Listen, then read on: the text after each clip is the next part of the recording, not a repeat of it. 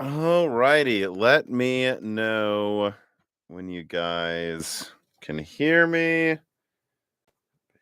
Let's go right there. TI update on X League. All right, I got double confirmation from the people in the Moore's Law's Dead Discord, the people in the live stream. All right, so this is the end of November loose ends. This is the live stream I do around the end of every month where you guys can ask me absolutely anything. If you put a tip in your question in the chat, I'm more likely to see it. Bigger tips are appreciated. It goes towards making this channel function and move forward. So it's very well appreciated. But additionally, I usually start with a lot of patron questions and also sometimes leaks that I didn't have time to save for another video. There's so much news this year that more and more often I'm starting to just do leaks in the middle of a broken silicon or a live stream. And I've actually got some pretty big news to disclose, and I had to get this live stream done. So it's happening during the live stream. Anyways, the point is this.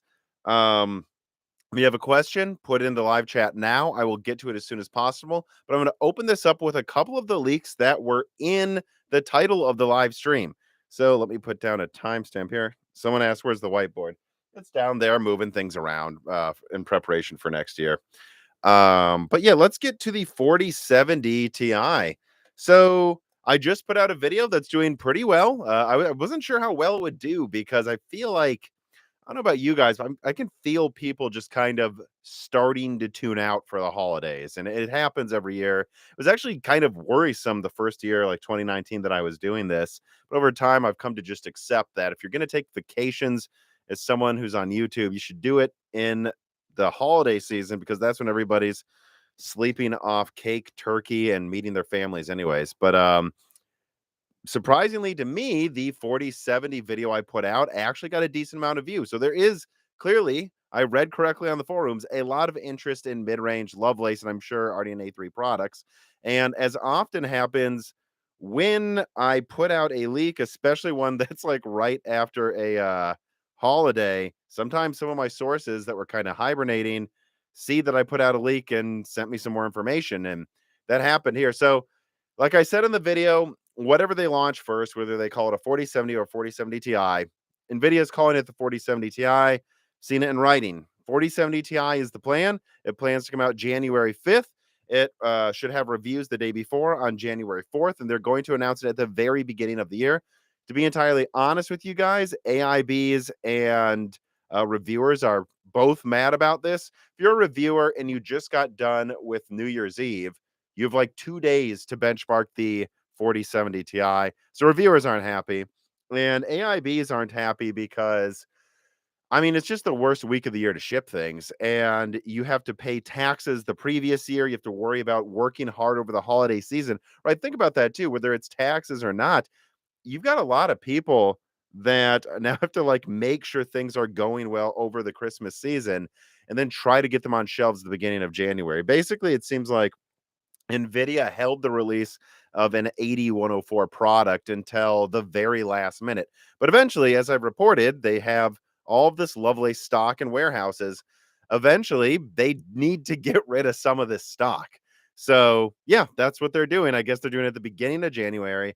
And in terms of specs and pricing and volume, the one thing I will say about volume, actually, about the 4070 Ti, I know that the 4080 12 gigabyte was going to have less stock than the 4080 16 gigabyte. So at a minimum, I would say that if this would have launched this month, it would have had horrible volume. But I don't know. I guess I'll have to wait a couple more weeks to be sure about what's happening with the 4070 Ti release.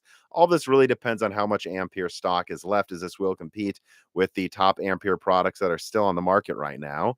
And in terms of specs, I have long said that I don't think they're going to give it the exact same specs. I don't think so. I don't think they're going to give this thing the exact same specs as the 4080 12 gigabyte that they unlaunched. But what I think they might do, now that I think about it, I wouldn't be surprised if what NVIDIA does is take the 4080 12 gigabyte and literally just give it a different TDP and say it's a different card. We'll all know what they're doing. We'll all know what's really going on.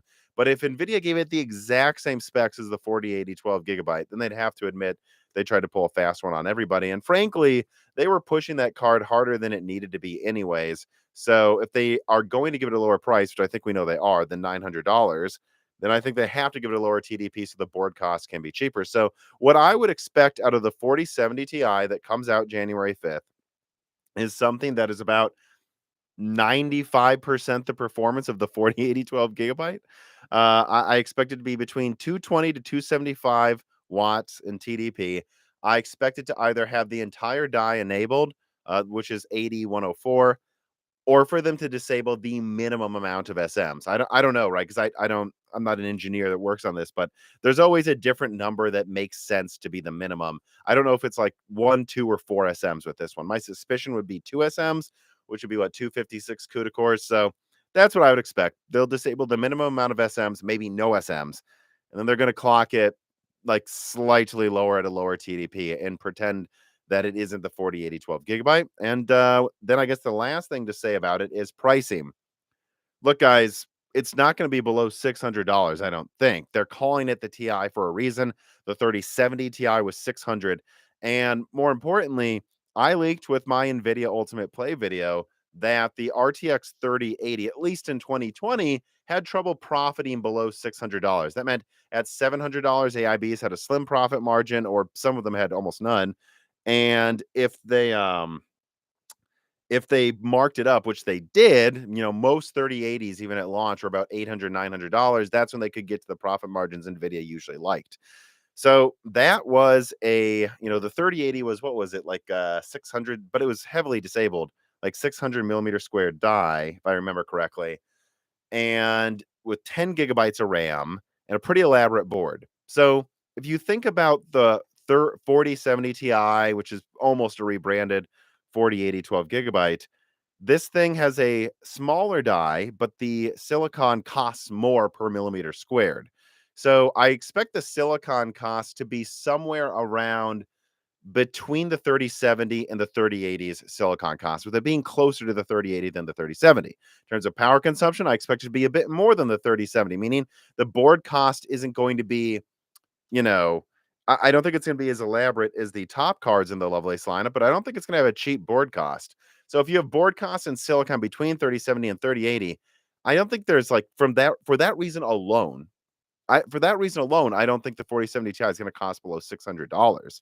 And that's backed up by the stuff I leaked in my Ultimate Play leak. That's backed up by what Gamers Nexus said at the end of 2020, which is very similar to what I said back then as well. It's also backed up by EVGA's own disclosures as they leave the GPU market. EVGA saying that it's hard to profit on a 3080 below $600. So what you're going to get out of the 4070 Ti is something that I think at a minimum will be 600, and most likely is going to be 650 to $750, and it will beat the 3080 a little.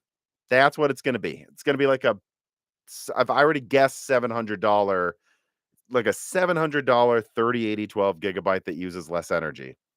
If that's exciting to you, wait for it, I guess. And to be fair, if it comes out and it's like the best case scenario, let's say the 4070 Ti comes out on January 5th and it performs like a 12 GB 3090 that uses, like 30% less energy, and that and wait, yeah, like a 3090 that uses like 30% less energy but costs like $650.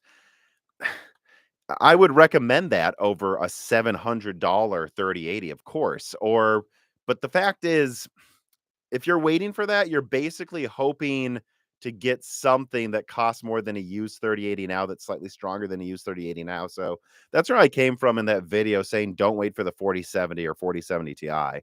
You can get like, if you don't need NVIDIA, especially, which I don't think most people do, even though they say they do, you can get a 6800 XT right now that has more RAM than a 4070 Ti. That's probably only like 30% weaker for like $500. So you're if you're waiting for the 4070 Ti, you're basically waiting, compared to the AMD cards that are new right now, you're waiting to pay an extra $100 to $200 for something that's a little better, it has less RAM, it's really not worth waiting for if you need a card now.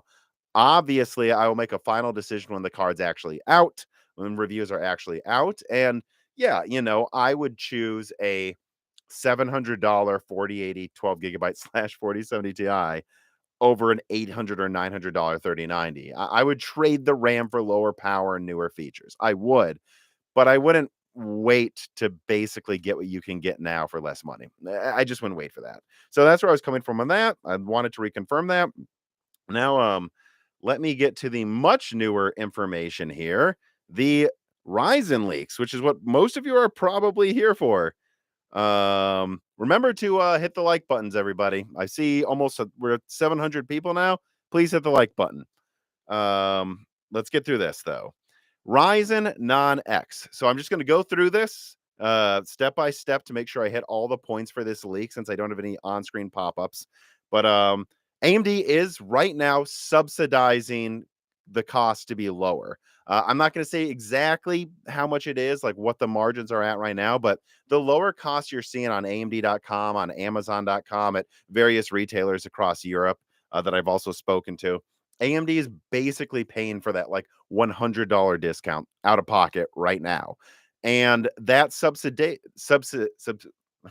that subsidized pricing is supposed to expire in the middle of January. Now, to be clear though, AMD could extend that lower pricing that they're helping retailers with if they wanted to. It doesn't have to end in the middle of January. But at that point, I would argue they've been subsidizing pricing for like 3 months. They might as well just do an official price drop. I just don't think they want to admit they're doing a price drop during the holiday season. That looks bad and it kind of burns early buyers. So I think they don't want to officially drop price until mid-January because at that point you're talking about what would that be? October, November. It's been like 3 to 4 months. It's a fair game to price drop them. And at the same time, on January 10th, this is one of the things I'm leaking today. AMD plans to, at least as of now, launch the R9 7900, 7700, and 7600. So let's go through the specs. The R9 7900 non-X 12 core Zen 4 product boosts to 5.4 gigahertz, has only a 65 watt TDP by default, although of course if you don't have an OEM motherboard you can raise the TDP, so it's effectively the same thing, and it should cost between $400 to $460. Very similar to other leaks I've done before regarding pricing. I don't have the final retail price and it's going to vary by region. What I do know is what AMD is selling these CPUs for to retailers. And if I were to base what the usual markup is by the retailer and what shipping costs are, I can say the R9 7900 should be between 400 and 460, with it most likely being in the middle of that. But it's not finalized until it's finalized. So I'm going to leave there a range. And then there's the R7 7700. It boosts to 5.3 gigahertz, also 65 watts, 310 to 350. So they are basically dropping in the R9 7900 at the same price as the Raptor Lake i7, the 7700 at the same price as the Raptor Lake i5s, and then the R5 7600 could get as low as $220, but most likely will be between that and 250. So probably 230, 240 or something like that. And that boosts up to 5.2 gigahertz, again at a 65 watt TDP. So I'll even put another timestamp here so people who watch this later can find this easily. Summarizing the Ryzen non-X Zen 4 products, they're supposed to come out January 10th. The 7900 boosts to 5.4 gigahertz and should cost between 400 and 460. The 7700 should boost to 5.3 gigahertz and cost between 310 to 350, and the 7600 should boost to 5.2 gigahertz and cost between 220 to 250. All of them have a 65 watt TDP, and they're all coming out right about when the pricing subsidizations end by AMD to retailers. My opinion is that AMD should still do an official price drop on the existing Zen 4 models. I don't think it needs to be huge, to be entirely honest. Like, if you look on Amazon right now at this existing pricing, you can see that the 7950X, I believe, sold out. And I'm actually a little surprised AMD did a price drop on the 7950X. Maybe they felt like they had to because they dropped the price on other products. But that thing was already selling well, and now it's selling out. So what I would suggest is they don't need to keep the existing holiday pricing with these products that they already have out.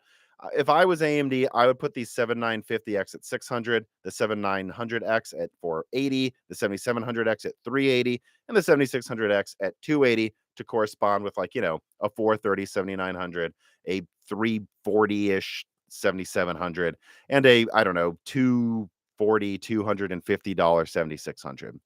And yeah, so I guess that's all there is to say. They're basically giving the non-X products, what would this be on average then? About I guess they're giving it kind of like a 15 to 30% price cut for the 65-watt TDP default CPUs. But again, in a motherboard, you can just set it to a higher TDP and overclock it. So they're kind of doing an unofficial massive price drop to their existing models, just with models that probably require a little more voltage if you want to hit the same clocks as the higher end models.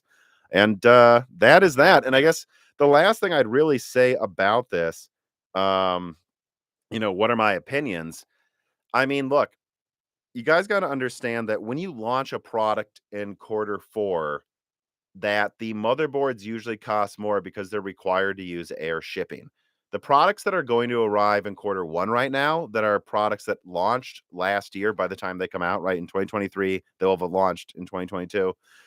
Those will all have arrived on boat, and the shipping costs for those are cheaper. They're just not here yet because boat shipping takes 6 to 12 weeks or something. So if you put something on a boat, in like October, it probably won't get to the US, to Europe from, Asia until the new year. So, yeah, I mean, I think that means motherboard prices should continue to go down. RAM prices are going down. And in a world where DDR5 is getting close to DDR4 pricing, in a world where you can get B650 motherboards for like 150 and X670E motherboards for about 250, which you kind of already can, to be honest. I don't know why you buy Raptor Lake over these products. I'm just going to say it. Raptor Lake is already getting its own price cuts as well because Intel knows they probably have to respond. To be honest, if Raptor Lake gets big price cuts, they're selling them at or below cost. I mean, you can see it in their margins. I don't know. So I don't think Intel can really lower prices much, but I don't know, guys. If my choice is the same price, a Raptor Lake i5 or an 8-core Zen 4, I'm going with the 8-core Zen 4. You can get a better platform, supported longer. It's close to the same multi-threading, better single threading and gaming performance. And, you don't need to worry about E-cores having DRM problems. And keep in mind, please go back and watch my Alder Lake analysis videos when Alder Lake came out. I don't have a problem with E-cores. I like Alder Lake a lot. People called me an Intel fanboy in 2021 because I said good things about Alder Lake instead of blindly recommending Zen 3, which I thought Alder Lake was obviously better than Zen 3 at similar pricing. But you know, if I just because I don't have a problem with E-cores doesn't mean if I don't need to use them, I won't. Like, if the question is if I'd rather have 6 plus 8 or 8 big cores for similar multi-threading, which I still think the i5 wins in multi-threading in some things, but in mixed threading, the 7700X wins.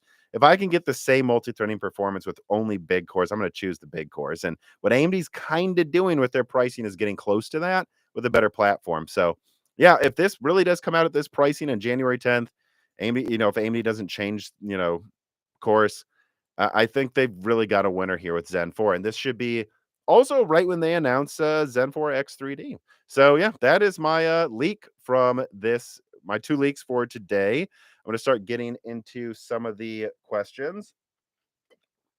First, let me do a ad read for the sponsor. It was, of course, Micro Center. Micro Center is sponsoring this live stream. Please, this really helps Moore's Law is Dead a lot. Go into the description and click on the links. Click on the 2 links. Check out their deals. Even just clicking on the links really helps Moore's Law is Dead a lot. And if you're building a new PC, which at these prices, I don't think there's a reason to wait, especially with like the unrest going on, well, in many countries right now, but in China, like, you don't know what's going to happen. You don't know if things are going to actually go up in price. I'm not suggesting they will, but I just I just don't think things are going to get much better than what you can get now. I wonder, is Micro Center doing the free RAM deal still? Because if you can get, I mean, my friend just got a 7700X for $400, but he got $50 off, I think, with the Moore's Law is Dead discounts. and then he got RAM for free. Even after these recent price drops, he doesn't care. He got RAM for free. If you add that to what's going on now, I don't know, guys. I just don't think you're going to do much better than getting $25 off these already discounted prices, $50 off a motherboard.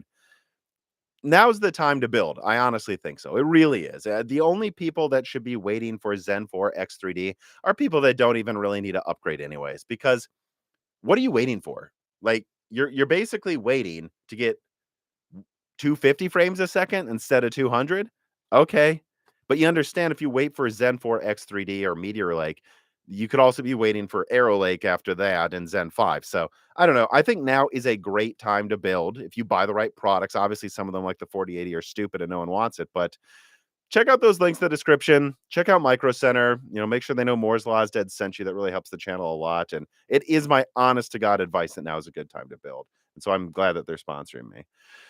Okay, that is the ad read. Make sure you hit the like button. Let me start getting to some of these tipped questions so they don't disappear because YouTube does that. All right, a Bavarian normie pleb, very descriptive. I guess we know exactly who you are. Says still only 6 and 8 core AM5 3D SKUs in the rumor mill. No 12 or 16 core models. This is good. I'll get right to this. I had another question about this from a patron as well. Let me turn on the red light for AMD. Before I answer, let me write down the timestamp and take a swig of water so my mouth doesn't get completely dried out. Let's see here. We're at 21. Okay. All righty. Let's see here. I had a question about this. Yeah. So it was actually the first Patreon question I was going to ask as well. Christopher Hogan writes in and says, can you give any updates on whether AMD still plans to release a 3D V-Cache variant of the 7950X? If so, is it coming quarter 1? And all of these questions, about which V-Cache models AMD is going to release, my honest to God answer is, it doesn't really matter what I hear now because AMD will decide that in like a month, right? Whatever AMD is thinking of doing now doesn't matter. They're going to decide that in a month. And whatever comes out in quarter 1, that doesn't mean other stuff won't come out later. Like I still hear murmurs that they're considering launching a 5950 X3D. If you ask me, I don't think they will. I don't think they will. But they have been considering it the whole time. There was, I don't know how far it got along, but I believe Zen 4 was designed to work with the Zen 3 IO die. Zen 4 could go with DDR4 support on AM4 if AMD wanted to, but I'm told they're almost certainly not going to. But whatever they announce next quarter, let's say they just announced a 7800 X3D. That doesn't mean they can't later launch the 16 core. In fact, now that I'm saying it out loud, I don't know if they should launch the 16 core right away because who is that for, right? If you're getting the 16 core 7950X, aren't you using this for work? If you are, you don't really need the V-Cache for most applications, right? Do you? Right? If you're gaming though, get the 7800 X3D. So I could totally make a logical argument here that AMD should just launch the 8 core in quarter 1, maybe the 6 core if that makes sense. I'm not honestly sure if it makes financial sense to bother putting V-Cache on a 6 core CCD, but once those are out, AMD has the gaming crown. They're disputing the multi-threading crown. They're beating Intel on price now, like I've already leaked, and they have a better platform. What they can then do is wait for a Raptor Lake refresh or something and then launch the X3D because you're going to make more money selling Genoa X, which is what these CCDs would be used for in Epic, to Epic customers. You'll make more money per core using Vcache on those models. So again, will they launch more than the 8 core or a 6 core next quarter? I don't know. I could certainly make the argument for why I don't think they should. But if you want the 16 core, I would argue don't wait for a, what is it going to be, $800 Vcache 16 core? You're going to wait for that instead of getting the $550 non Vcache model now? Who needs 16 cores and is mostly using this for gaming? It doesn't make sense to me. Buy the 7950X now at discounted prices. If you're waiting for the Vcache models, it's because you don't need to upgrade yet, probably. Because everything you have now maxes out all games. It's just a fact. That's what I would say about that. They can do basically whatever they want. And if I was AMD, I would actually consider saving the 16 core Vcache model to combat Meteor Lake or to launch like a month before Meteor Lake or a Raptor Lake 13900 KS refresh. That's what I would do if I was AMD.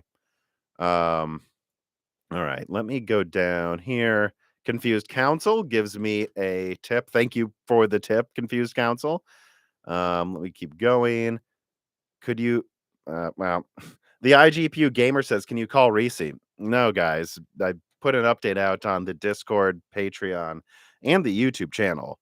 iGPU gamer, there's no way to say this. I guess I'll just do it now because someone brought it up.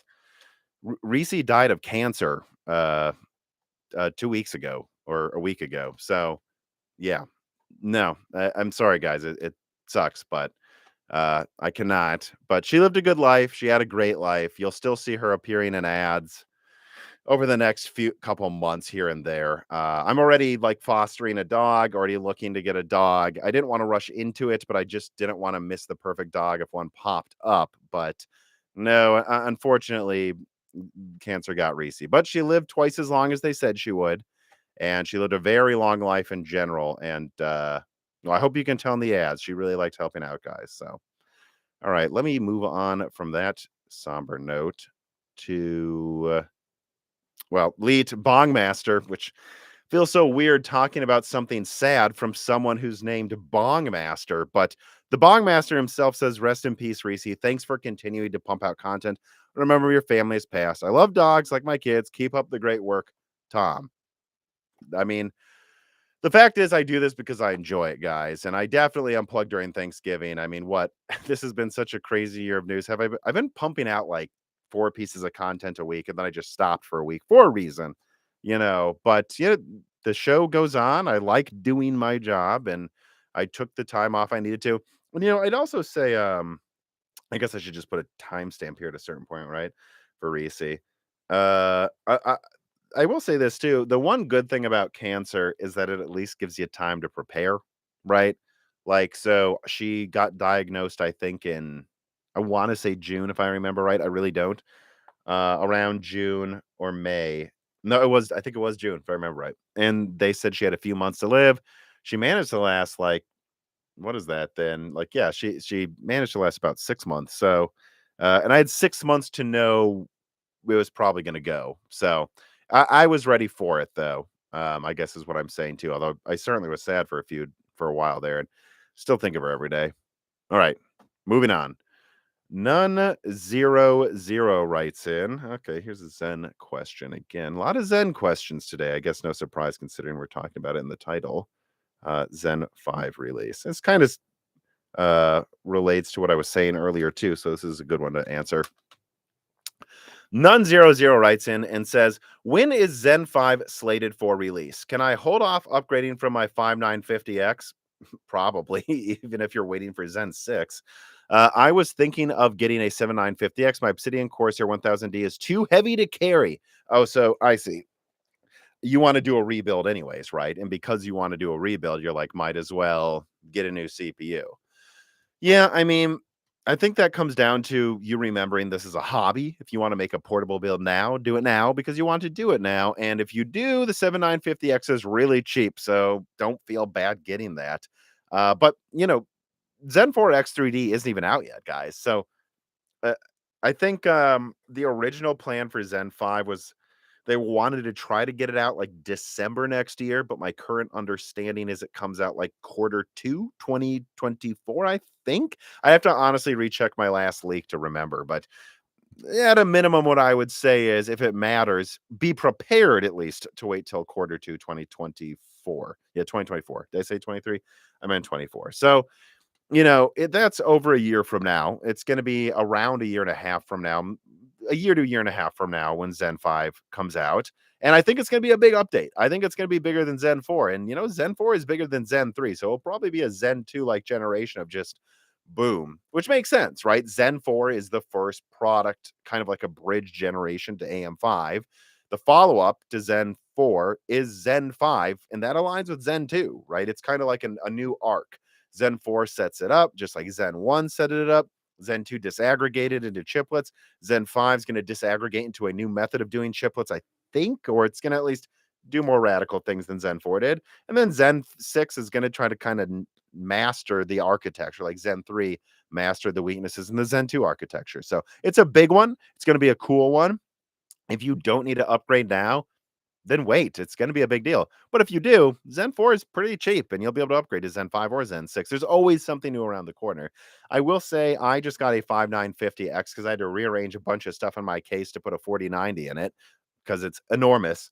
And I was like, well, if I'm going to have to move around coolers and take things apart, I might as well try to get a new CPU. And so I just got a 5950X for 450 like a month ago. So yeah, I've got a 5950X. I was like 450 for this instead of getting Zen 4 for 30% more money. Sounds good. And I don't have any regrets in just sitting with this for a while. It, Zen 3 isn't weak, guys. It's like, depending on the game, 10 to 30% worse than Raptor Lake.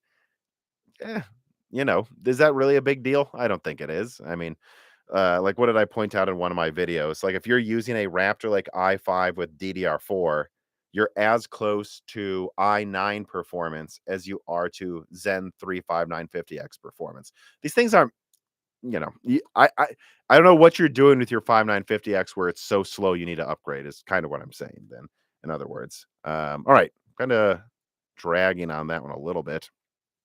Let me see. We got some questions here. All right. Do I do any Zen? Yeah, all right. Let's start moving over to RDNA 3 questions then, shall we? I've got some of those from patrons. I've got some here in the tipped questions. Let me put down a timestamp for this. So Cole Meyer says, hello, Tom. The 7900 XT is very close in price proximity to the XTX. Do you think that small gap will curb AIB prices? Do you think that was intended? Yeah, that's a good question. Pricing.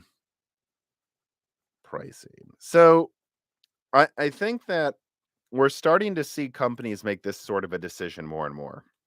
Like the opposite of how I think companies are thinking right now is how companies thought in PlayStation 3 versus Xbox 360. That was this insane war of attrition where these consoles were sold way below cost and it just lost them money. And I think what you're starting to see is a lot of corporations look back at that era where like companies were randomly like losing money on products to get a foothold. I think Surface did that a little bit too. And they're going, you know what? We're always going to have this profit margin. Deal with it. Because if we at least are competitive in price performance, maybe not better, but competitive, and we're making money every year, that means we'll make more money for R&D. That means we will be able to make better products in the future. And that means long-term we'll win. That's what NVIDIA did to AMD a decade ago.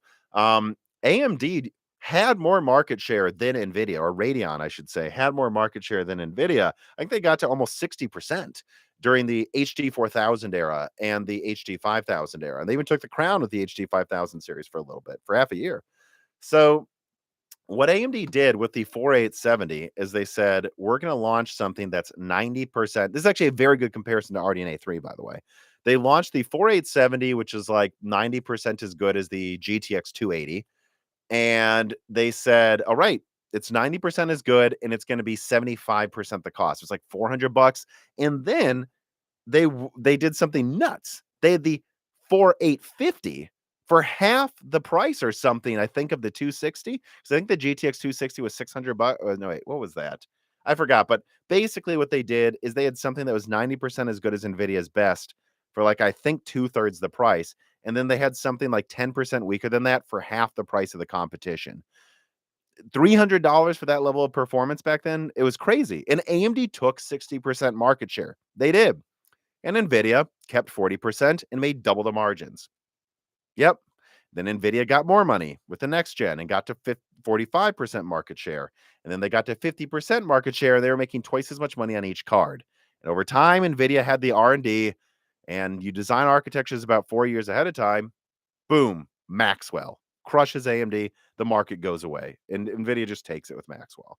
And they were almost there with Kepler. So I think if you're AMD, you're looking back on that as a mistake. It's not to say you shouldn't try to offer reasonable pricing. That's not my argument. It's not.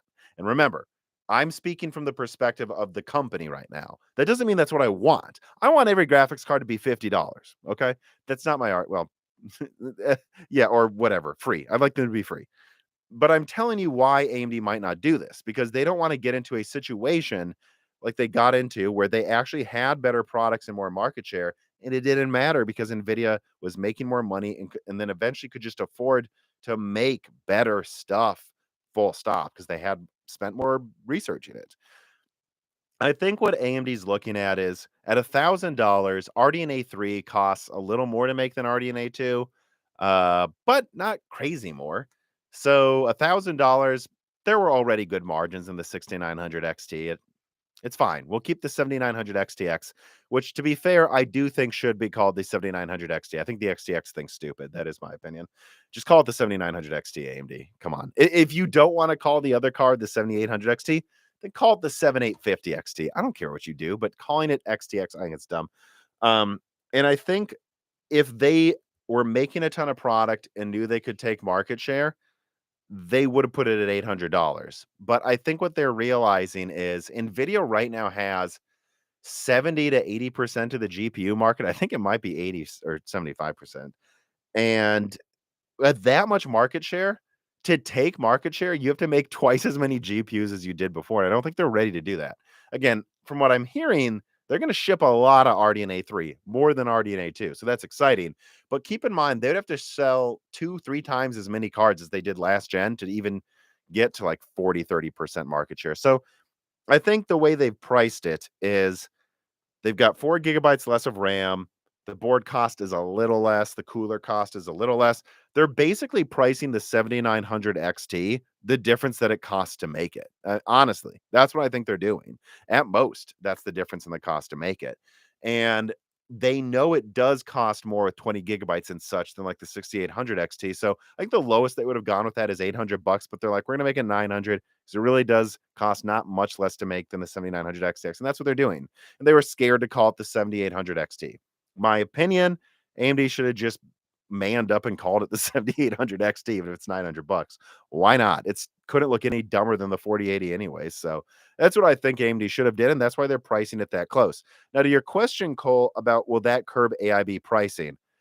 Yes and no. I think that will definitely make it so AIBs are a little scared to put it above $1,000 for the 20 gigabyte 7900 XT overclocked models. Having said that, though, there were RX 6800s that cost more than the 6800 XT, aren't there? There are. There's 4080s that cost more than the MSRP of a 4090, or at least they're close to it. And that's a bigger price gap than these two cards. So there's no way around it. There will be 7800 or Freudian slip. There will be 7900 XTs that cost $1,000. There will. But I do think that this will make it so it's rarer than otherwise because of how close they are in price. Yes. All right, that was a long-winded answer, but I'm assuming it's something a lot of people were wondering about. Let me continue down to some more questions here. I guess I'll get this out of the well. Let me continue with my other RDNA 3 questions from patrons who asked for free. Chris Rich writes in and he says, "What are your current thoughts on 7900?" Let me put down a timestamp. 7900 XTX pricing. What are your current thoughts on the 7900 XTX pricing? If it performs about where you'd expect in benchmarks, yeah, so I don't know, 60% better than a 6950 XT, which would put it 10% to 15% weaker than a 4090 in raster. And if you turn on ray tracing, it's going to depend on the game. Um, would you expect it to sell out easily, though, at that pricing and at that performance? Given that the 4080 has flopped in sales, would you expect AIBs to be a bit more restrained in trying to inflate 7900 XTX prices?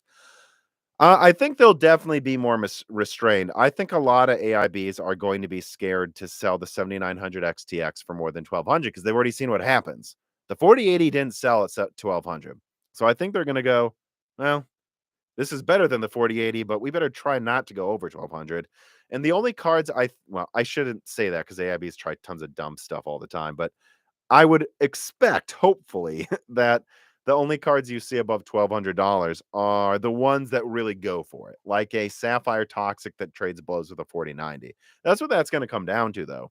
If AIBs can clock these cards to like 3 gigahertz, especially if they can pair that with 24 gigabit per second memory, which is on the market, 20% faster memory is just on the market. They can give it that memory, clock it 10 to 20% faster and get that thing to really trade blows with a 4090, I think they'll charge 1,200 to 1,400 and be fine with it. Honestly, and at that point, it's a 4090 with the same amount of RAM as a 4090. So why not charge same TDP probably as a 4090? Why not charge a little below the price of a 4090? But anything that isn't able to accomplish those performance goals, I don't think will do it. Um, Kenahoon25 writes in and says, "Hey Tom, I'm hoping to get a 7900 XTX Red Devil. I hope that it costs less than 1,200. From the sneak peek photo of the card, it looks like a big boy. So power color is probably pushing it to 400 to 450 watts, I'd assume. I just hope that is good enough performance uplift to warrant that. I'm not expecting a 15% uplift, but I'd hope for at least 10%. Well, it's hard to say, right? I would agree. I would hope for at least 10%, but I'm going to say it again. I think they're going to probably need to overclock the memory to get above 10%. So let me see here. Let me like do some math. Like if you go to 3 gigahertz from 2.5, yeah, if they keep 20 gigabit per second memory, unless we find out that their second generation of Infinity Cache is absolutely insane, which maybe it is, I'd expect it to be about 8, 9% better. That's what I'd expect. I'd expect it if they push the clocks hard without faster memory. If they get faster memory, it might be 15% better. It might be. But if they push the clocks hard to about 450 watts, I would expect a 9% performance uplift, which would make it firmly trading blows with a 4090. That's what I expect. We'll have to wait for reviews to see if I'm right. But if you think about it, that's not insane at all. The 4090, which I'm reviewing right now, it gains like 10% performance, doesn't it? Going from like 250 watts to 450. So I don't know why we would expect anything different with AMD here. I don't know. I think that the 4090 is way out of its efficiency curve. And so I wouldn't expect more than 10% unless they're using faster memory, Kenahoon. But at the same time, if they made it use another 30% in energy, I would also expect it to be above a 5% lift. If it isn't, then we'll know why AMD didn't do it. Dino999 writes in, "Hi Tom, I know I'm shooting into the void full of no on this one, but is there any chance you've heard anything about EVGA switching to Team Red for the 7000 series? I'm waiting until after CES to buy a 7900 XTX only because I'm hoping there'll be a random, oh yeah, here's the 7900 XTX for the Win 3 from our new partner NVIDIA announced by Lisa as the one more thing at a press conference. I know I'm crazy, but a man can hope." Look, I can't say EVGA will never go to AMD, but I can say the same thing Gamers Nexus is saying, which I don't hear they are right now. And EVGA going to AMD would be big news. To be fair, sometimes things fly under the radar, but I feel like we know if they were doing it with RDNA 3 yet. Don't you guys? Don't you think if EVGA was making a 7900 XTX right now that it would have leaked? It'd be big news. I don't know, because people at AMD would have to know, people manufacturing the coolers would have to know, people who are going to make the boxes. These are all different suppliers. Some guy working in the warehouse is going to see that box and go, "Oh shit, I got to tweet this." So I don't think there's any time soon. You never say never to stuff like this, but I don't think you're gonna. If you're waiting for this, don't wait. Is what I would say. 1 second here, guys. Hmm. Okay, not important. Sorry for the distraction there. Let me see. So that's the RDNA 3 stuff. Let me keep going through the tipped questions. And we have some Nintendo Switch ones. So what do I do for Nintendo? Pink? I don't know. White? That just looks like blue. Just go with white. So let me put down a timestamp here for Nintendo Switch 2. Nintendo two. All right. Anthony Hawking writes in and says, if Nintendo sticks with NVIDIA forever, for whatever comes next, or not forever, but for what comes after the Switch, what is the likelihood they make it backwards compatible? 100%. That's my opinion. Yeah, I don't think Nintendo goes with NVIDIA again unless they need that for backwards compatibility. So let me see here. Infinite Inspiration writes in, do you think I'm waiting for this 7800S? Oh, so you're waiting for the 7800 class mobile laptop card from AMD. Do you think it'll have decent RT? What do you guys consider as decent RT? Because when I look at the slides from RDNA 3, it looks like a bigger ray tracing uplift from RDNA 2 to RDNA 3 than we saw from Turing to Ampere. So that's a big uplift. Does that make it decent? I don't know. It looks like if you turn on FSR 2, you can game in 4K 120 frames with ray tracing turned on with RDNA 3. Can you game in all would you need do you need to turn on FSR? Probably.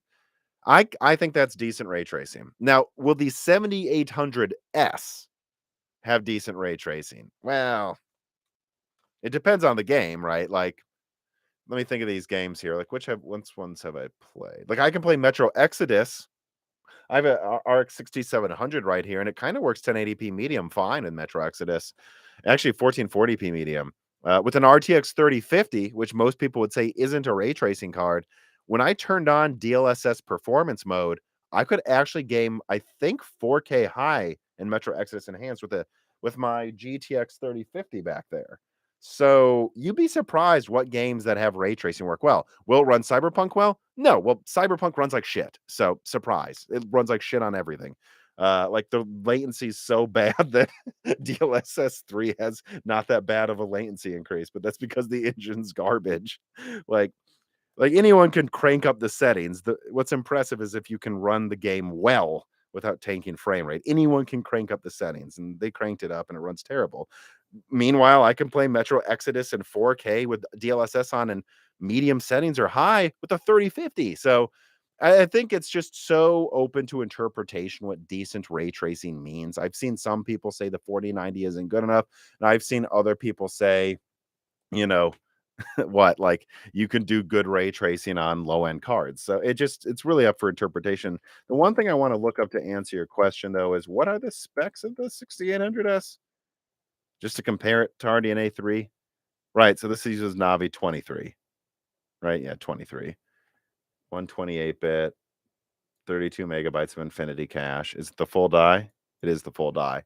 So one would then assume the 7800S is possibly Navi 33 based, which I would expect on laptop to perform probably like a well, probably like a desktop RX 6700 or something. I'm guessing it's still far enough away that it's hard for me to say could yet. Especially because the clock speeds and some of the stuff in the 6 nanometer variant are so different. Who knows though? They might call the 7800S. They might use Navi 32. If they use Navi 32, yeah, it'll have OKRT. I'm not sure though that I don't think you're going to be a big ray tracing gamer if it uses Navi 33. That's really the best answer I can give you. You have to remember though with these graphics cards, like what they name them. One generation, like what do they use? Like they use the 104 die most of the time for an 80 card, 680, um, what is it? 680, 980, RTX 2080, all use the 104 die. Then now they're using the 103 die. Last gen, they used the 102 die. So I don't know what die they're going to use for the 7800S. If they use Navi 33, I don't think it's going to do good ray tracing. I don't. If it uses Navi 32, I think it'll be acceptable in 1080p or 1440p. Sure. All right. It's the best answer I can give, though, considering it's all just in naming, and that makes it really hard for me to give you a hard answer. Let me see. All right. Black Axe writes in and says, I missed that. Sorry to hear that. Oh, talking about Reesie. No, it's fine. Confused Council writes in, daughter is getting into animation art and 3D printing. Can she get decent Blender performance with her 3070 Ti? Can she get it? Should I upgrade her? I think you can, right? Like, is that like a test Linux Blender benchmark RTX 4090? Like, isn't this where is it? Blender benchmark? No, Blender, please. Um, wow, Lovelace is so good at Blender. Yeah, I mean, I don't know. I think you get is that in seconds?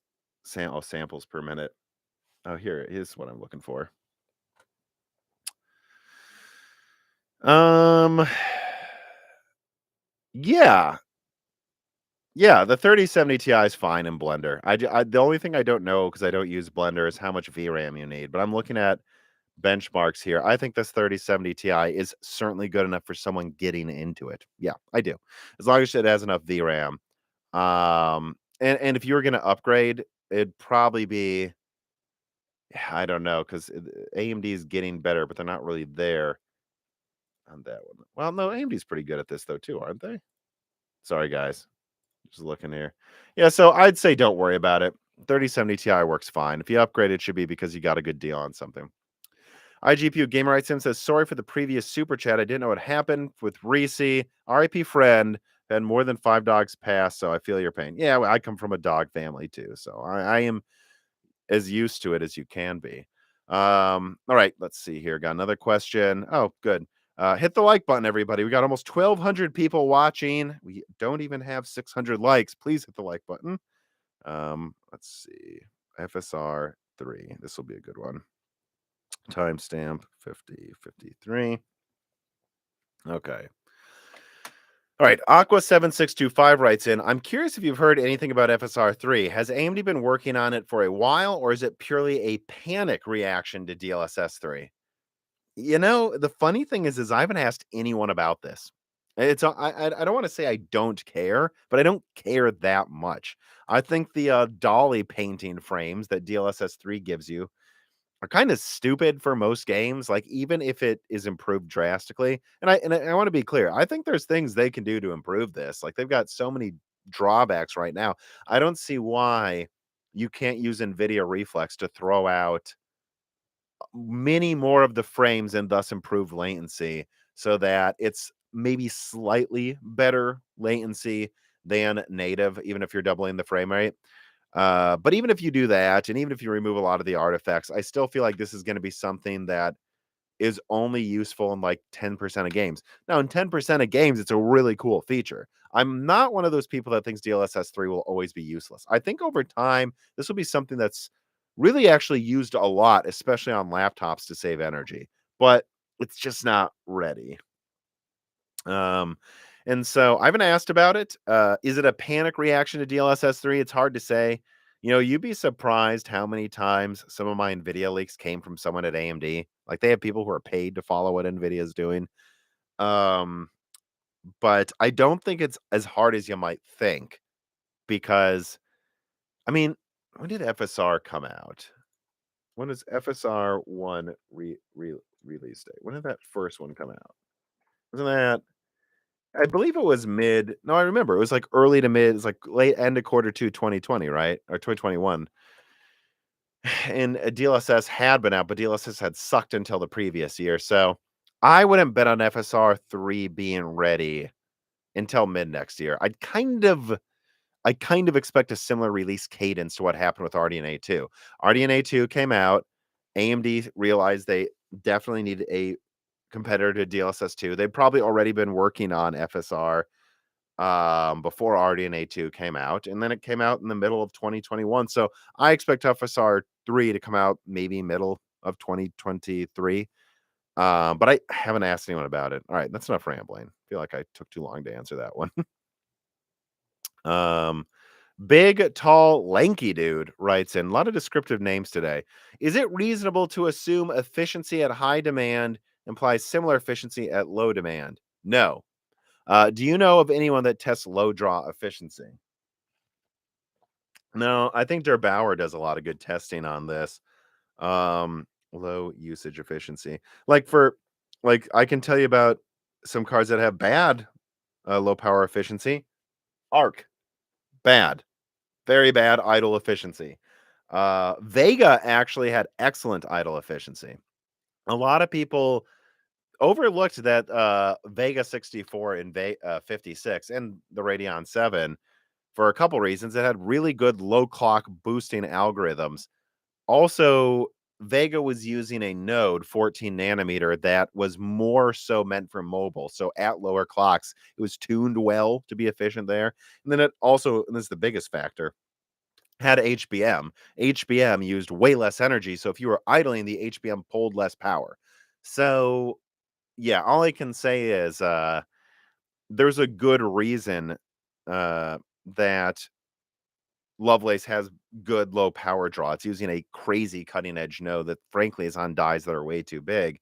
But there's been times in the past where you've had cards that were less efficient, highly clocked, but really efficient in laptops and mobile and at idle. And Vega was an efficient architecture if you didn't push it hard. And we'll have to see what happens with RDNA 3. What I don't know about RDNA 3 is so AMD is very focused on taking laptop market share right now. So I would expect low usage efficiency to be good. At the same time, it uses chiplets. I guess what I'm saying is I think in laptops, these 70 Navi 33, even on 6 nanometers, is going to be crazy efficient. But it's hard for me to be sure yet with the chiplet versions. All right. A Bavarian normie pleb writes in again, assumedly from Bavaria, and says, Note X3D SKUs would help out with slow memory speeds.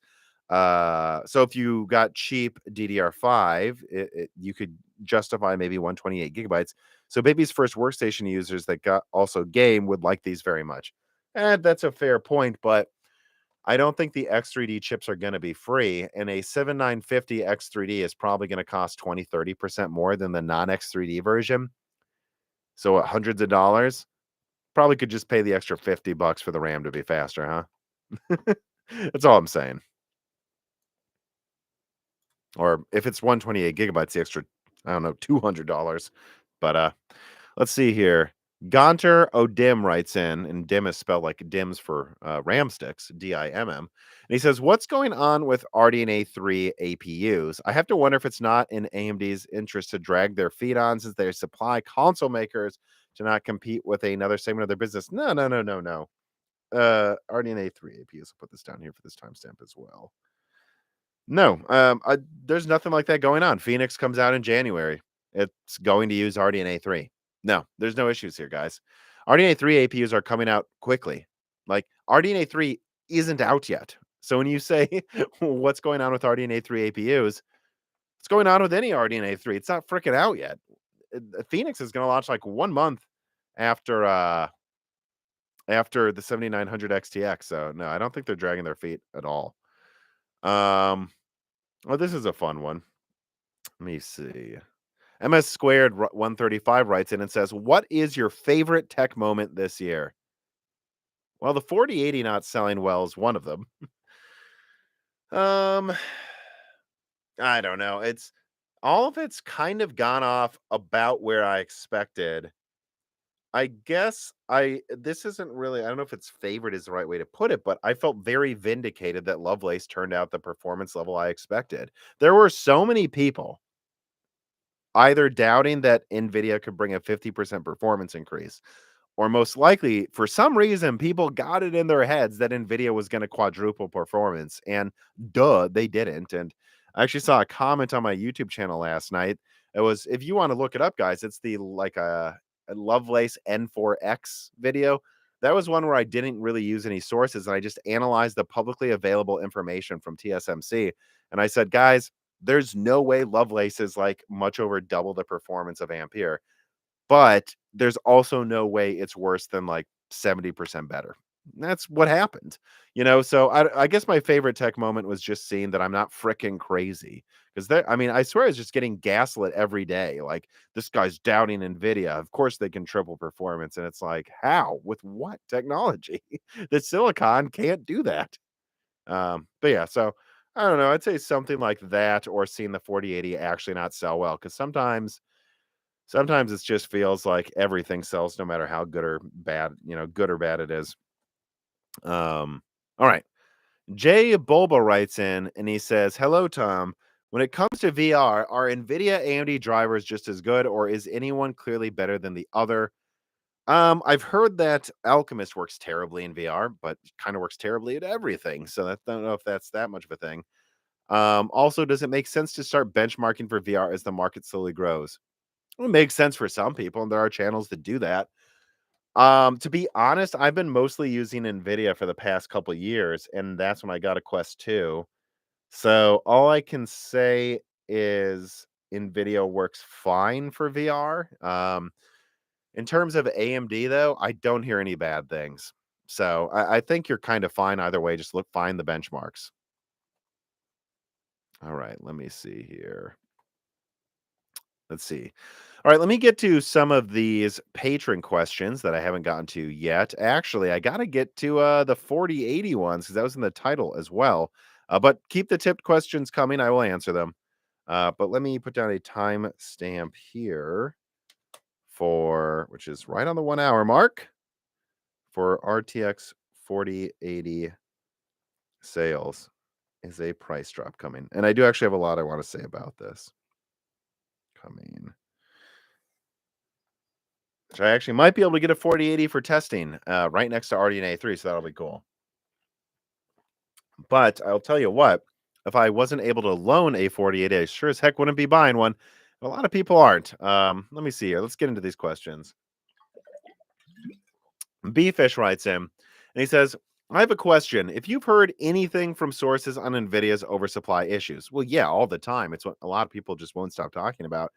He says, I checked stock at my local micro center and they didn't have any Ampere stock above the 3060 Ti. Did Black Friday clear out a lot of stock or is something else happening? So I will say this. Black Friday did clear out a decent amount of stock based on what I'm hearing. Having said that, a lot of 4080s have been returned and Ampere isn't done being supplied. I know you might go on Best Buy and see like 3080 Founders sold out, right? Which I assume it is. Right, let me see. 3080 Best Buy. Let me just double check, so I don't look like a complete doofus if I say it is and it's not. Um, yes, it's sold out. At least new it is. I guess you can buy it used on Best Buy somehow. But yeah, no, the 3080 is sold out. But keep in mind more stock is coming. My understanding is Nvidia's worked through about half of their GA102 stock, or don't put a number on it. It's not half. I don't know what the number is, but they have managed to get through a lot of the top end Ampere oversupply, but there's still more there, and they've still got a lot of like 3070s and 3060s on the way. In fact, if you go to Nvidia's website right now, the page for the 3060 series, they officially are confirming that a 3068 gigabyte is out there and the 3060 Ti GDR6X is out there. I'm pretty sure, yeah, like a lot of those are cards that have been disabled and they didn't need to be. So just keep in mind more stuff is coming, and what it's going to be is kind of more and more cards disabled to be weaker so they can just get rid of them with a cheaper board. But I will admit, Bfish, from what I've heard, they did manage to get through some of the SKUs pretty heavily over Black Friday. I guess Black Friday, a lot of people stopped waiting. All right, Dino999 writes in and he says, "Hi Tom and Dan." Well, Dan isn't here today, but he asks, "Can we just all take a moment to laugh at the recent news posted about scalpers returning their 4080s?" But yeah, guys, I think there will be a link in the description. If not, check the Moore's Law's Dead Twitter. Uh, Newegg just made it so you can't return a 4080 for cash. Think about that. That means they had so many scalpers returning 4080s that the only thing they want to honor is if the 4080 breaks, they'll give you a new one. But it's it's just I do find it funny because there were some people yelling at me in all caps in the comments when the 4080 came out saying there's scalpers selling it for $3,000 on eBay. You are wrong. And it's just like, guys, just because someone lists something on eBay doesn't mean it's selling. Like I could go list this water bottle on eBay for 10 grand right now. Does that mean water bottles are selling on eBay for 10 grand? No. It means some doofus tried to sell a graphics card no one wants for double the MSRP. A week went by and they couldn't sell it and they sent it back to Newegg. And now Newegg had so many of those. I heard this happen at micro centers as well. So many of those returned that they're not letting them return them. And that tells you how bad of a launch this was. So yeah, definitely a moment to laugh at that. It really restores one of those things that keeps my faith in humanity, seeing a card that I think is this bad sell this badly. Brett Summers writes and he says, Tom, due to your recent news of scalpers being burned on 4080s, do you think we'll see scalping on the 7900 series from AMD? Is this an issue because they're playing into the NVIDIA mindshare, or will it affect AMD launches as well? I think it will. Does this spell out the end of GPU scalping, or is it only because the 4080 is meh? I think it was mostly because the 4080 was meh. But don't get me wrong. A lot of websites are doing as much as they can, more and more every month, to try to limit scalpers. So will there be scalpers with RDNA 3? Well, yes, of course there will be. There always will be. There's it's legal. It's not illegal, guys. You can sell things you own. So, but the problem I have is when websites don't seem to care when one guy buys 20 at launch and tries to double the price. That's just it's just at least feels shitty, even if you're a capitalist. So I think that there's always going to be scalping, but I do think the 4080 taught them a lesson, and I was waiting for this. And I think they're starting to learn a lesson right now. I believe the PS5, or at least the Series X, is in stock on Amazon right now, isn't it? So are the PS5 scalpers finally getting screwed? Because I knew this was going to happen. There's always going to be a point where they think they can get it. Yeah. So there's PS5s on eBay for 750. It in stock on Amazon. It was. It may have already sold out though, because it's still in such high demand. It's in stock. It's in stock on Amazon. So you can bet your ass these scalpers are getting burned right now, and they're gonna start running for the hills soon. Yep, some of the scalped PS5s are going down to $600. Uh, oh, this comes from oh, that's funny. Is that Sony? Sony is selling the PS5 with a headset controller and oh, no, with a headset and God of War Ragnarok for 600. In other words, they're selling it arguably below MSRP on eBay themselves. Good. This is how you burn scalpers. Sony's selling the PS5 directly for a reasonable price on eBay. So if someone looks for a PS5 on eBay, they can just buy it from Sony without it being scalped. There's no way around it. These scalpers are getting burned. They're screwed now. And it was always going to happen, and it's happening. So that's awesome. But they're going to try again, and they'll always try with the most in demand products. I just think they're going to start being more careful after what happened with the 4080 to answer that question.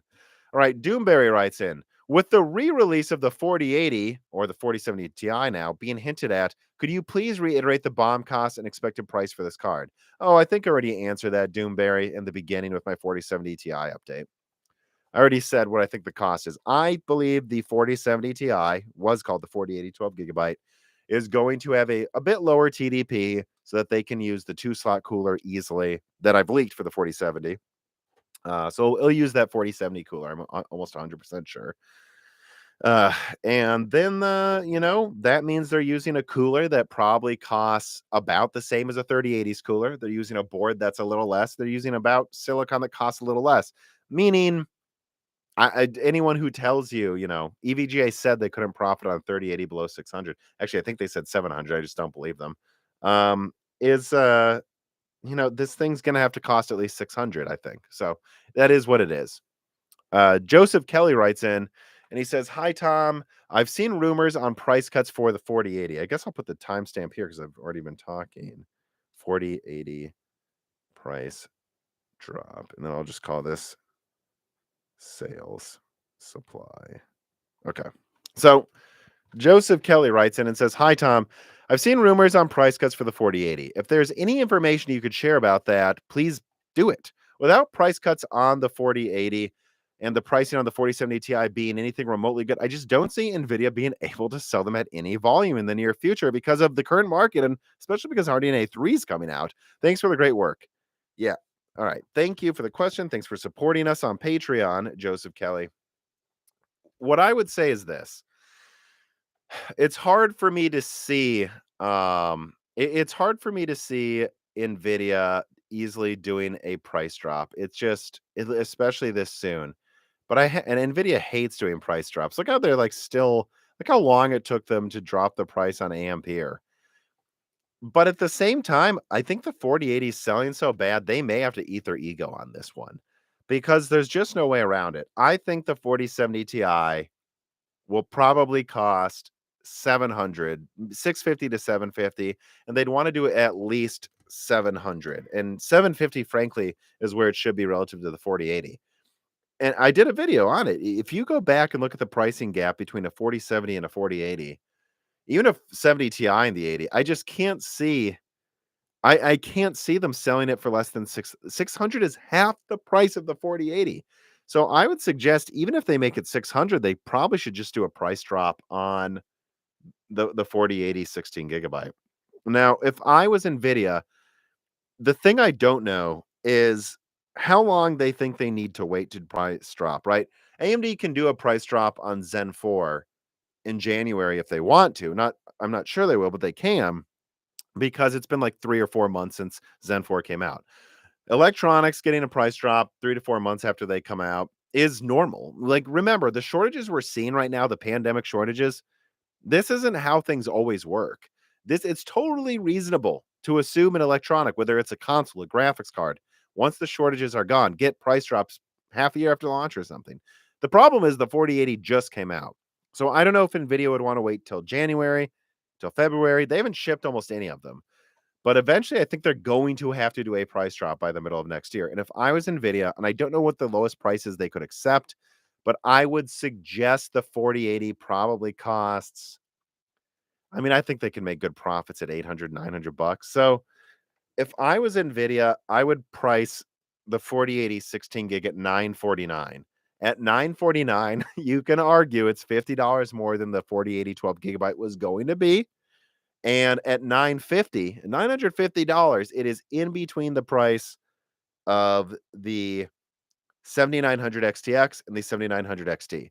At 950, you'll have AIB models with nice coolers at about the same price as a reference XTX, and you'll have the dirt cheap sub MSRP for 4080s around 7900 XT pricing.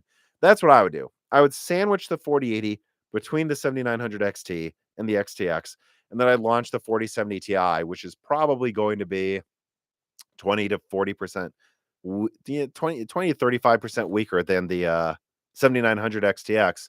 If you put it at about $700, then the price difference between the 4070 Ti and the 7900 XT is enough that you could see Nvidia faithful getting the 4070 Ti.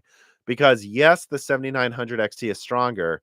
Yes, the 7900 XT has almost double the RAM, but it is like 30% more for 30% more performance, and the ray tracing is probably going to be similar. So that's what I would do if I was Nvidia. I would price, yeah, I'd launch the 4070 Ti for $700, and I dropped the 4080 to 950 because anything else just doesn't make sense. I mean, the 4080 just costs too much more than the 4070 Ti, and it gets too close to the cost of a 4090. That's what I think. I just don't know if their ego or whatever allows them to do it. To be honest, guys, I also think that Nvidia didn't want to launch a card with more than 12 gigabytes of RAM below $1,000. They wanted to kind of make 16 gigabytes like premium, and just didn't pan out. All right, Jordan Simkovic writes in and he says, "Hey Tom, what's your expectation for the 4060 and 7600 XT? Any chance we get 2080 Ti performance for $300 or less?" Um, well, let's put it this way. 2080 Ti is about a 3070, and the 3060 was kind of close, right, to the 1080 Ti in performance. So I don't think it's unreasonable to think the 4060 is 3070 or 2080 Ti performance at all. Let me pull up my chart of the dies for Lovelace. I keep pulling up my original Lovelace leak just to look at the die differences. So what are we looking at here? 8106 is probably what they'll use then for the 4060. And that goes to 4600 CUDA de cores and 128-bit. It's funny, in my old notes, I thought this would be the 4050 Ti. I guess not, NVIDIA. Yeah, I think they give it 8 gigabytes, and they put it, this performance would be, if 8104 is about 3090 performance, I think we can pretty conservatively do this math. Let me open up a calculator here. Let's just do 4608 divided by 7680. So 0.6. All right, now let me pull it. Power up 3090 and see what is 60% the performance of a 3090 according to Tech Power Up. It's just a rough 2080 Ti 3070. So yeah, I think what you're gonna see is the 4060 is around 3070 performance, has 8 gigabytes of RAM, and I'm guessing they'll charge. If I was Nvidia, I'd want to charge $400. You know, I know how they're thinking. They'd want to charge 400 for that. But I think we can hope it's 350. So I'd say Best case scenario for the 4060, I would hope for 350 for an 8 GB 3070 replacement, basically. But there's a decent chance it's like 400. Let's be honest, guys. So especially because like if the 4070 Ti is 12 gigabytes and it's say $700, um, then the 4070 will probably have 10 gigabytes and be 550 or 600.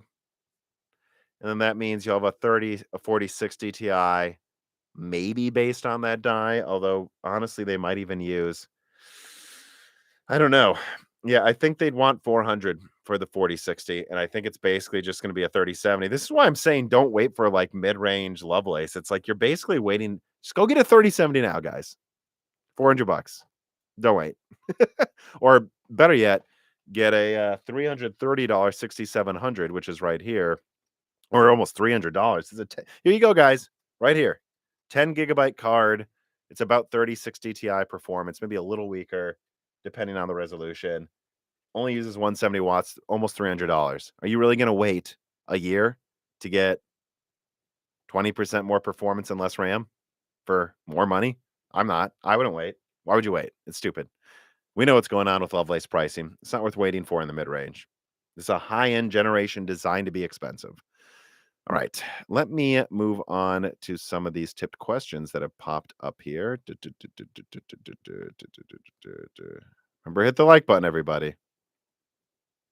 Where is it? There we go. Found it. Yeah. All right. So let me put down this question here because I think this is a very good one and you tipped. All right. RT real or whatever I'll call it. All right. 2 in the AM PM says, have you seen Adored's recent video about NVIDIA's ray tracing uplift from Turing to Lovelace only being about 20% when accounting for the big raster uplift? I did, and I just haven't had time to like look into what I think myself. What I can say is, I feel like that's worst case, but not wrong. And with my 4090, it's definitely more than that.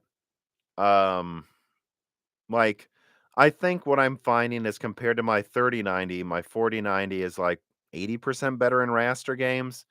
And in ray tracing games, it's double, is what it seems like, over double.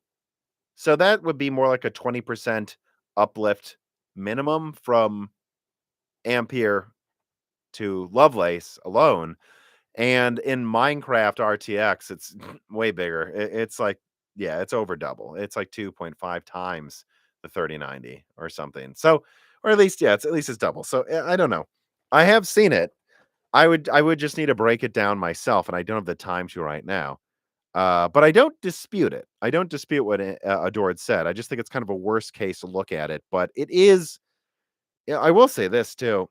At a minimum, you know, I won't just say that I don't dispute it. I 100% agree with Adored's conclusion that the amount of cash and work they've put into Lovelace ray tracing. I mean, God, what they went from like 6 megabytes of L2 to like 96 on 80, GA 102 to 80 102. With that much dye being spent on this, with the most expensive silicon you can use, wasting all that die space for super fast L2 cache, you would think they would have gotten a bigger uplift than even what I'm saying. So I would say I 100% agree with Adored that, well, it's kind of like Apple products. It's like, oh, it's impressive, but they used a ton of silicon and money to get there. So I almost would have expected better. And that's what I would say. But maybe I'll just have to ask Adored that on a podcast later this year. Sharif78 writes in and he says, hi, Tom. Will the X670 B650 range boards decrease much into the new year? Any information on PCIe 5.0 have done for platform costs to be so high? Well, it's just hard to do. You have to use better components. Those can sometimes be hard to get.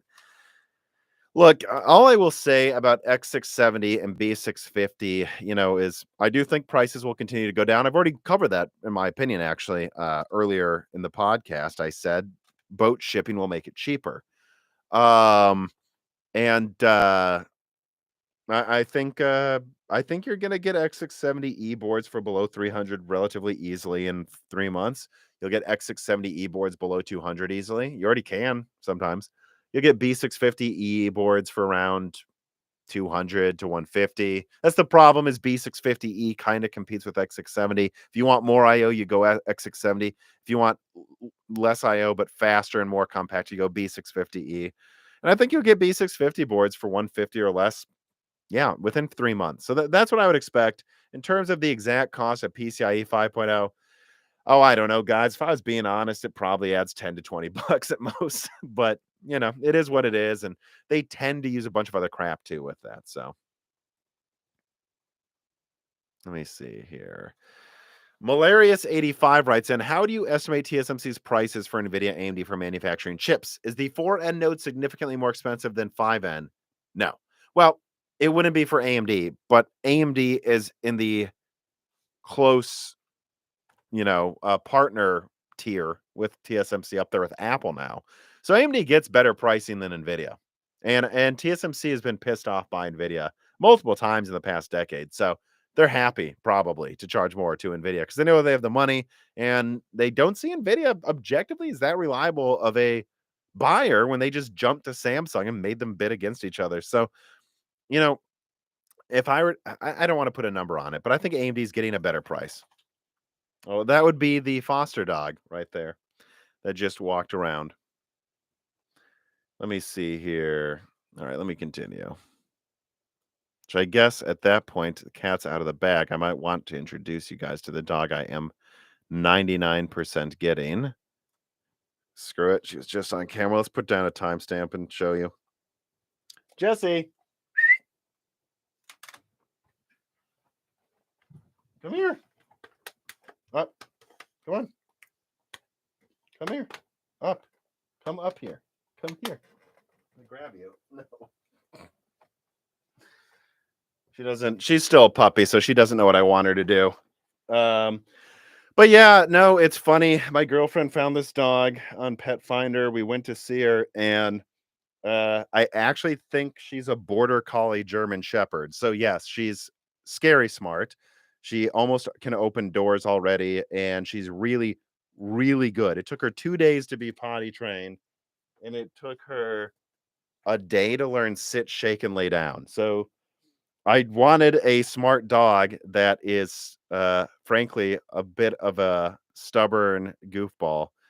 I found one, but yeah. So it's not 100% official yet, so I wasn't going to announce it. But she just walked on camera, so I guess I'll say, by January you will see ads probably appearing with this Anyak next to me. Let's see here. What was this? Oh, new dog. But I don't know why. Go over here. Hey, get up. Get over there. Come here. Come here. Come on. Come here. Sit. Say. She's a puppy, so she looks a lot like Reesie at some angles. She looks quite different at other angles. She has way bigger ears and stuff, but yeah, as you can see, she's less than a year old and she's already pretty good at her tricks. But yeah, there she is. All right, let me continue with the reader mails here. Oh, that's funny. All right, so we got two tipped questions. The iGPU gamer says there's something under the table to your right. Oh, you talked about. Oh, there's a bunch of stuff here. Yeah, I don't know. I move things around in my house too, but yeah, my whiteboard's actually down there now. All right. Greyhawk Garage writes in and says, is Vega's low power draw part of the reason why it is used successful in the MI 100s and 200s? Well, yeah, and they use HBM with the MI series as well, and that also helps with that. And bandwidth, of course, that's just more expensive. But he says, when will we see a new architecture in AMD accelerators? So, what do you mean by that? Because Phoenix is going to have an AI engine, and I know Zen 5 is going to have an updated AI engine. I haven't leaked all my Zen 5 stuff, but I'll just tell you guys right now. Yeah, I mean, Zen 5 is going to have much improved accelerators over what they're putting in Phoenix. It's going to be a big deal. I just, you know, so when is it going to be in new architectures? in a month. Phoenix will have an have AI accelerators, and Genoa kind of. I don't think it's AI, but Genoa has accelerators as well, and I think that's technically out. Let me continue here. Non00 writes in, should content creators and Twitch streamers consider RDNA 3 since it has support for AV1 and OBS? Will you buy RDNA 3, Tom? And hello to Jessie. I miss Reesie. Yeah, I know. I'll just say the Reesie thing too. The weird thing uh, is I have to train this dog, and it's a puppy. It's making me realize all the things I didn't need to do with Reesie. Like, she's smart. This dog here seems to be smart enough to tell me when she needs to go outside. But a lot of people, like what my family did when I was growing up, we'd put like a bell on the door. That way a dog could ring the bell if it needs to go to the bathroom.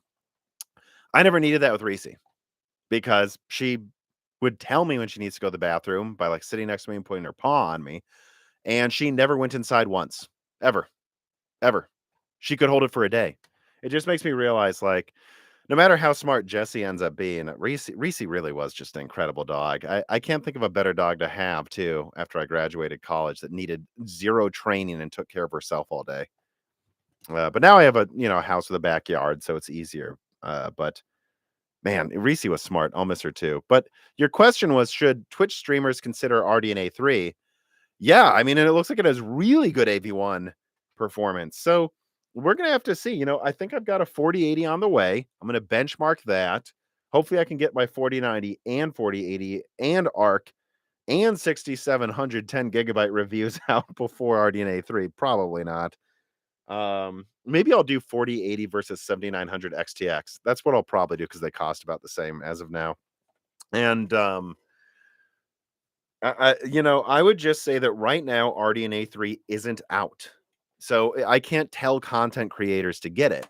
But if I get a chance to test the 7900 XTX, I'm pretty sure I will be able to, and it performs really well, then I will recommend it to creators. And I hope that happens because it does annoy me a little bit the amount of times I see, oh, I need NVIDIA's software. It's not that you don't. A lot of people do. Okay, I'm not saying you don't. But I do feel like sometimes that's just like a dog whistle. Speaking of dogs, for saying you're an NVIDIA fanboy, and I'll give you the AMD one too. And this is going to get a bunch of people mad at me, but I really don't care because it is. I do think this. Or Dan said this. You know what? So don't get mad at me. Get mad at Dan. Dan said this to me while we were talking offline. He goes, when I hear people say I don't care about ray tracing, what they should just say is I only buy AMD. Because that's what you're really saying, isn't it? Come on. It's a dog whistle for saying you only buy AMD. Just like the CUDA stuff is half of the time, and NVEC is a dog whistle for saying you only buy NVIDIA. Not always. Not even maybe half the time. But I am saying, I do doubt everyone who says they're a content creator is really a content creator. And the only reason you wouldn't care about ray tracing is because you've told yourself you don't need it. And look, most games don't use it still, so you don't need it. But when you're spending over $1,000 on a graphics card and the thing runs games at 4K 200, my opinion is not that ray tracing doesn't matter. Of course it does. It's just not as important as raster. You know, that's all I would say there. I know that's going to get me a bunch of hate probably, but I don't know. I do think sometimes that's a dog whistle for that's what you're really saying, guys.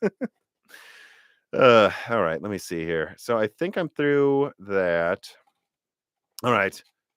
Oh, let me get to this question too before I sign off. This is actually kind of an important one here. I think I'm almost done, guys. So, if you've got any more questions you want to ask, especially if you're going to tip for it, do it in the next 5 minutes because I've got to actually go do another piece of content quick before I eat dinner. So, let me answer this question though from Team OH because this one actually is a one I'm sure a lot of you are asking about tariffs.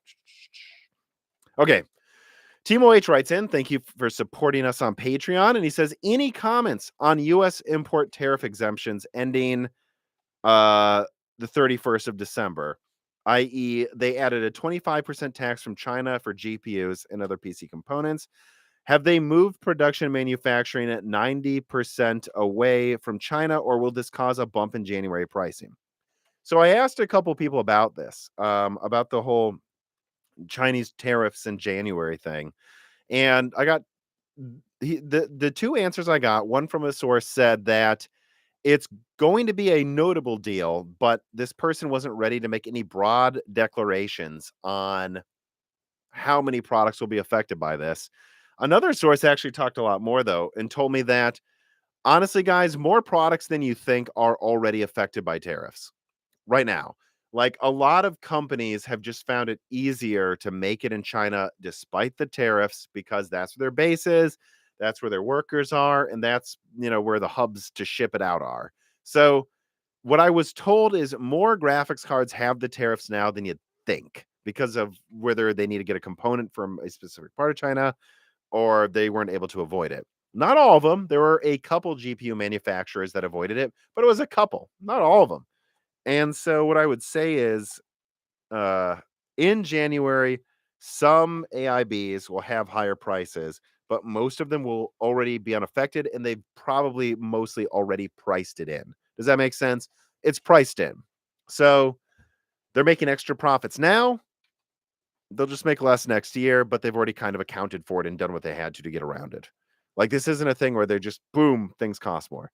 It's not to say prices might not go up for graphics cards a little bit for some of the new ones, right? That aren't on eBay already in your country. But I wouldn't expect everything to go up in price by 25%. I'd expect some products to not be affected. I would expect some companies to raise prices by 5 to 10%.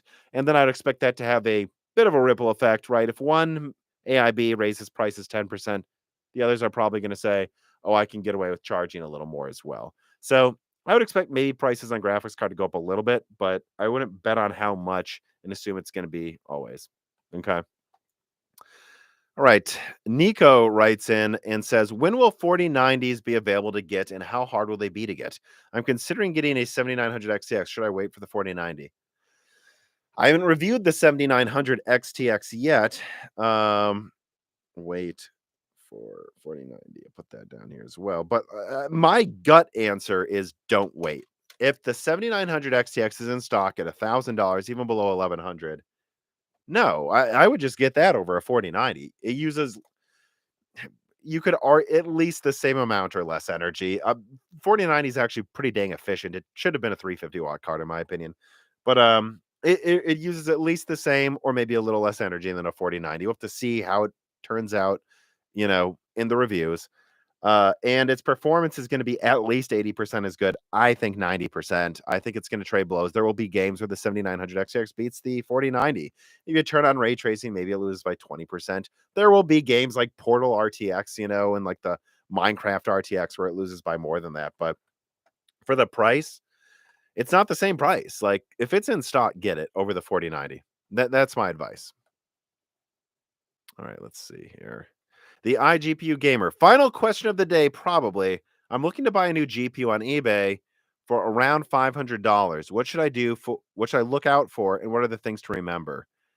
Oh, just make sure it's a seller with reviews above like 95% on average, ideally above 99%, who has had more than a few reviews, Otherwise you're taking a little bit of a chance and make sure it's a new picture of the card and it looks clean. There are people that sell on eBay that will just be like, comes dusty. And it's like, you know, you couldn't blow on it with air. You couldn't blow it out with this and wipe it down with an alcohol swab for 5 seconds.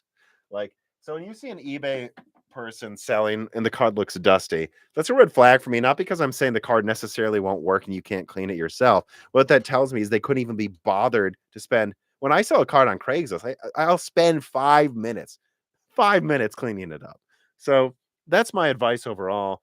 In terms of used cards, I mean, I'm guessing like things like the 6800 are probably the best bargain right now in the used market.